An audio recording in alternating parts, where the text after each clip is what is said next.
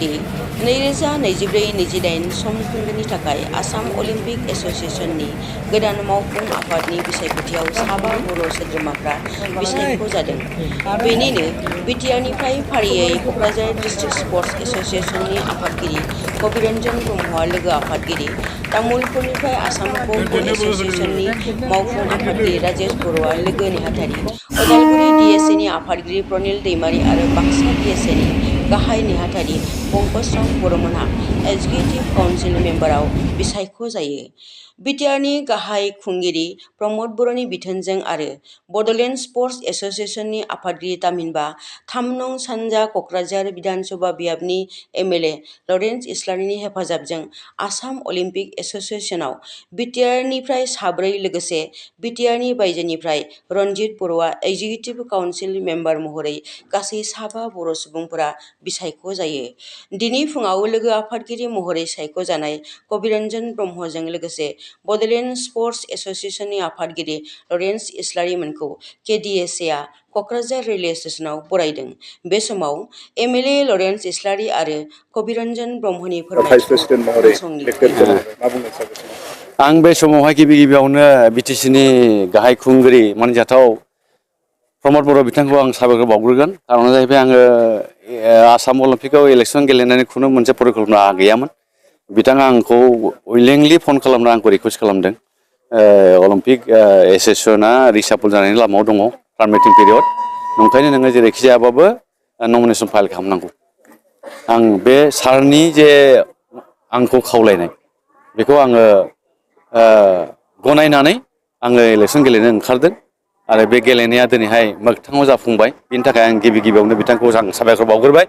बिनि उनावहाय आंखौ हेफाजाब होदों बड'लेण्ड स्पर्ट्स एस'सिएशन, जोंहा आफादगिरिया लरेन्स इस्लारि, एमएलए मानजाथाव बिथां, बेजों लोगोसे डक्टर दुलेन बसुमतारी गाहाय नेहाथारि, बिथाङा सालबारि डिएसएनि सेक्रेटारि, बिथाङा बड'लेण्ड स्पर्ट्स एस'सिएशननि गाहाय नेहाथारि। बिथांमोना गोग्गोम नाजानायनि गेजेरजों जों बयबो खौसेयैनो नाजानानै दिनैनि बे मोगथां महराव जे आं जे भाइस प्रेसिडेन्ट हिसाबै देरहानो हाबाय आसाम अलिम्पिक एस'सिएशनाव, आंजों लोगोसे एसिस्टेन्ट सेक्रेटारि हिसाबै राजेश बर' तामुलपुरनि, ख'ख'नि बिथाङा वार्किं प्रेसिडेन्ट आसामनि, बिथाङाबो देरहानो हाबाय। बेजों लोगोसे प्रनिल दैमारी गाहाय नेहाथारि डिएसए उदालगुरिनि, बेजों लोगोसे बाक्सानि डिएसएनि गाहाय नेहाथारि पंकजराव बर' बिथाङाबो एक्जिकिउटिभ काउन्सिल मेम्बार हिसाबै देरहानो हाबाय। बिनि थाखाय आङो ओरैबायदि गोजोननाय मोन्दों। स्पर्ट्स अर्गानाइजार हिसाबै अलिम्पिक एस'सिएशना गासिबो स्पर्ट्स इभेन्ट्सखौ कन्ट्रल खालामो। ओंखायनो बिनिफ्रायनो जेब्ला कन्ट्रल खालायो, जेब्ला बिनिफ्राय खामानि मावनायनि जे स्कप, आं बेखौहाय गोबांसिनै मोनबाय होननानै आं सानना लादों। आं आसा खालामदों आङो बेखौहाय गोसो गोरबोजों गोबाना लानानै आङो खामानिखौ मावलांगोन। जेसेबां हायो एसेबां जोंनि गेलेगिरि बिथांमोनखौहाय माबोरैहायबा गोजौ फारसे लांनो हायो गेलेनायाव, बेखौ आङो आसा खालामनानै आङो आंनि खामानि जे मावनांगौ हाबा आं बेखौ मावलांगोन आं थिरांथा लादों दिनैनि दिनाव। मैया डिब्रुगड़आव आसाम अलिम्पिक एस'सिएशननि जि एजिएम जादोंमोन, एनुवेल जेनेरेल मिटिं, आरो बेयाव जों लोगोसे गोदान मावफुं आफादनि थाखाय बिसायख'थि जादोंमोन। बावहाय आसामनि अलिम्पिकनि आफादगिरि हिसाबै आगुनि आसामनि गिबि मन्थ्रि, आथिखालनि सेन्ट्रेलनि मिनिस्टार सर्बानन्द सन'वाल बिथाङा सायख'जायो आरो गाहाय नेहाथारि हिसाबै यख'ज बिथाङा सायख'जायो। आरो जोंनि बिटिआर हालामनिफ्राय क'क्राझारनिफ्राय कबिरन्जन ब्रह्म बिथाङा लेङाइ आफादगिरि महरै बिथाङा देरहासार जानो हाबाय। आरो तामुलपुरनि राजेश बर' बिथाङा एसिस्टेन्ट सेक्रेटारि। बिनि उनाव जोङो 2 काउन्सिल एक्जिकिउटिभ काउन्सिल मेम्बार मोनदों। उदालगुरिनिफ्राय प्रनिल दैमारी आरो बाक्सानिफ्राय राजुराम बर'। गासै जों 4 बिटिआर हालामनिफ्राय आसाम अलिम्पिकआव जायगा मोनदों।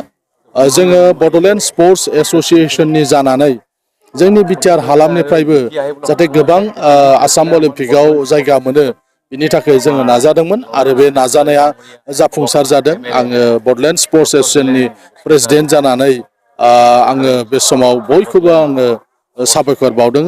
जायफ्रा जोंनि बे बिजाथिफोरनो भट होबाय बिथांमोन साफ्रोमखौबो आङो साबायखर बावदों। फैबाय थानाय समाव आसाम अलिम्पिकजों थाफानानै बिटिआर हालामाव जाहाथे आरोबाव स्पर्ट्सनि थाखाय बांसिनै खामानि मावनायनि खाबु मोनो एबा स्पर्ट्सखौ दावगाहोनो हायो बेखौ जों मिजिंथिबाय फैबाय थानाय समाव जाहाथे बिथांमोना मोजां खामानि मावलांनो हाबावगोन होननानै जों मिजिंथियो गासै 200सा बावहाय सोद्रोमाफोर दङ मोनसे डिस्ट्रिक्ट स्पर्ट्सनिफ्राय सानै भट होनो मोनो जायहा क्रेडेन्सियेल दङ बेबायदिनो बावहाय भट होनायनि मोनसे सिस्टेमजों बेयाव खालामनाय जादों बावहाय जायफ्रा बाहागो लाहैदों बिथांमोना होजोबनो भट होजोबाखैब्लाबो नाथाय इलेक्सन जादों आरो बे इलेक्सनावनो बिथांमोना सायख'जादों